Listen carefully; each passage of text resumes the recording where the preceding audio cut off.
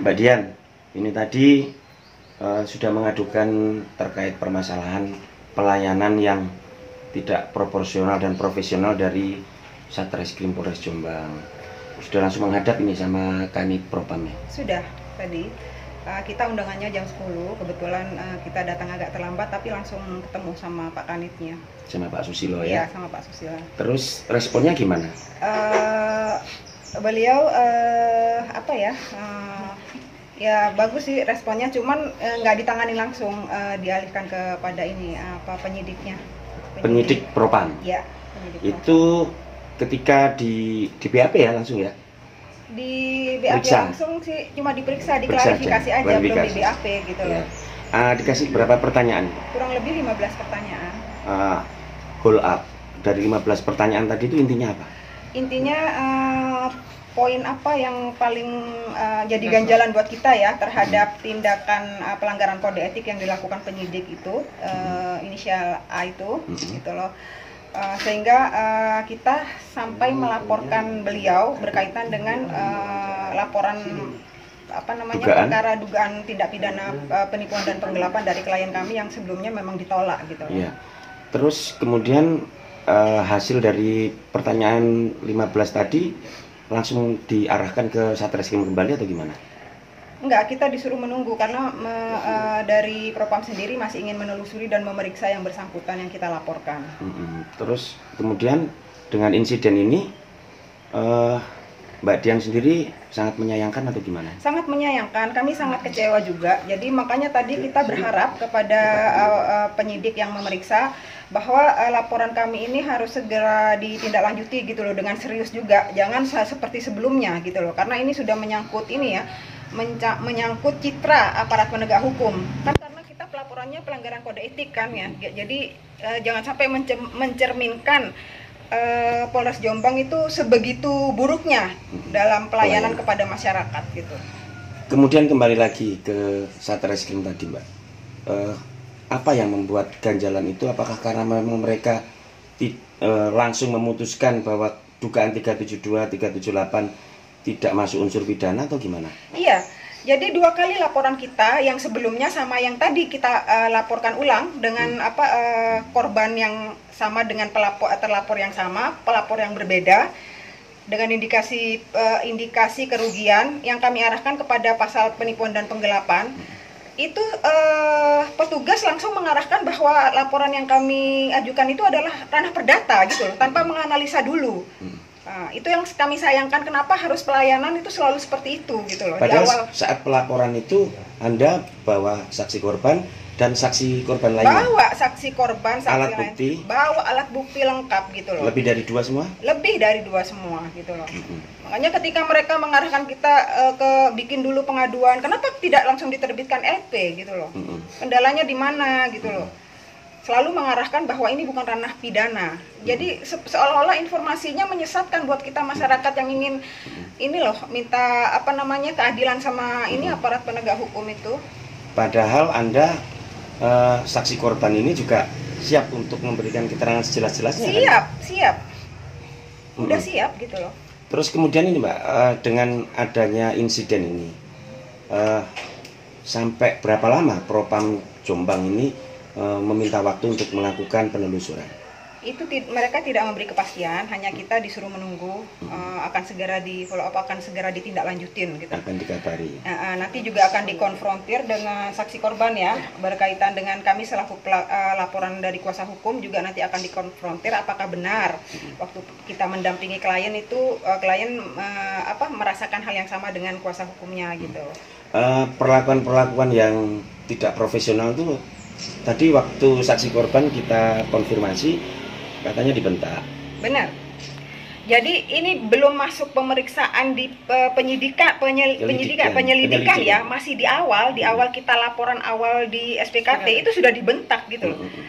Nah, sekarang korban ini kan didampingi penasihat hukum karena dia awam hukum. Jadi dia mencari orang yang bisa mendampingi yang paling tidak mengerti lah dia diarahkan kemana. Jadi kuasa hukum di sampingnya itu diabaikan, sama petugas nih diabaikan, langsung ditanyakan langsung ke klien seolah-olah ini sudah tahap sidik gitu loh. Itu kan nanti ada ranahnya sendiri gitu loh. Pertanyaannya tuh sangat mengintimidasi, dibentak, apalagi klien saya ini sudah sepuh loh. Iya. Ibaratnya nggak pantas lah. Tidak manusiawi ya. Tidak etis seorang petugas seperti itu kepada masyarakat yang ingin melaporkan ini adanya tindak pidana itu. Selain saksi korban dibentak oleh petugas dari Satreskrim, Anda katanya juga sempat dibentak. Pengacaranya lebih dibentak daripada kliennya gitu loh. Sangat kecewa Bisa saya. konkretnya gimana? Konkretnya begini, Ibu bisa menjelaskan nggak tindak pidana penipuan sama penggelapannya di mana?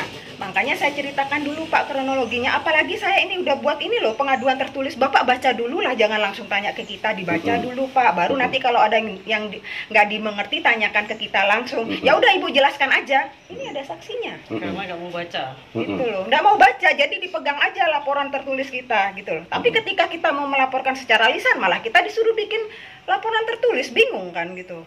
Itu padahal penasihat hukum ya. Penasihat hukum. Padahal mendampingi saksi korban. Iya. Bukan mendampingi tersangka. Pelaku, bukan Iya. mendampingi tersangka. Iya. Makanya saya gini, ini petugas polisi apa ini pengacaranya terlapor apa pengacaranya pelaku? Saya gitu loh. Justru malah yang saksi korban dan pengacara itu malah dapat perlakuan intimidatif gitu ya. Intimidasi, sangat mengintimidasi kami. Apalagi saya merasa malu loh sama klien gitu loh.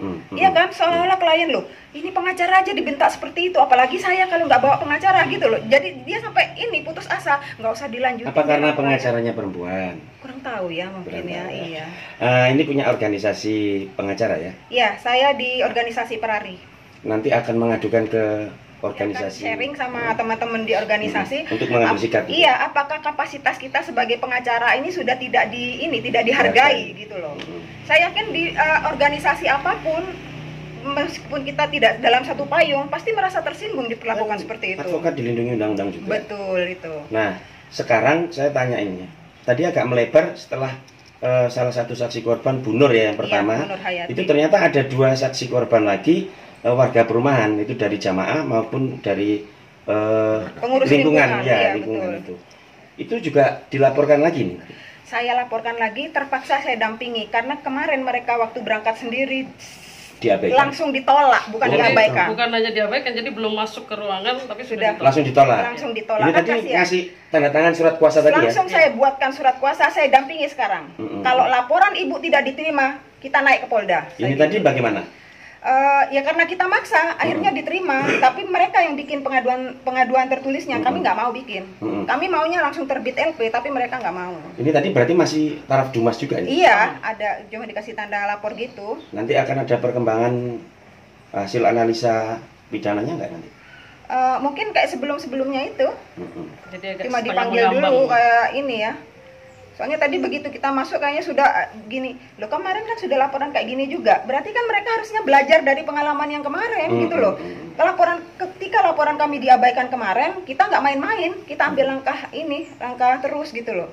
Ini begitu juga, ternyata nggak ada proses pembelajaran dari ini Polres Jombang itu. Maaf ya, Polres. Nggak apa-apa, Polres Iya, Jombang ya. maaf ya. Berarti nggak presisi dong? Iya, maaf Pak Nggak presisi ya. Gitu. Nanti ini akan ada rencana karena tidak puas dengan pelayanan Polres Jombang untuk 2 saksi korban lagi ini akan melaporkan ke Polda juga nggak? Nanti kalau tidak ditindaklanjuti seperti kemarin, kami naik lagi gitu loh. Nggak boleh putus asa, kami kenceng lah, nggak apa-apa gitu loh. Kan kita nggak sesuai prosedur aja, kan emang tahapannya seperti itu. Jadi yang nggak sesuai prosedur itu siapa? Kami apa mereka? Kan gitu. Kalau nanti alibinya SOP yang gimana? Kan begitu. Ya. Ini padahal Anda paham tentang prosedur hukum. Sepertinya saya dianggap kurang paham. Nah, ini bagaimana kalau terjadi pada orang-orang yang tidak paham hukum dan menjadi korban kasus kriminal? Benar Pak Kris, itu makanya kami sangat menyayangkan. Tolonglah kita sama-sama aparat penegak hukum ya, harusnya bersinergi dengan baik ya. Pengacara, kepolisian, kejaksaan atau nanti kalau sampai ke ranah pengadilan. Karena masyarakat kalau tidak diberi informasi yang baik, mereka akan semakin putus asa untuk mencari keadilan ini di mana gitu loh. Akan berencana melaporan ke Kompolnas dan Mabes Polri? Kita ada planning ke sana. Gitu ya.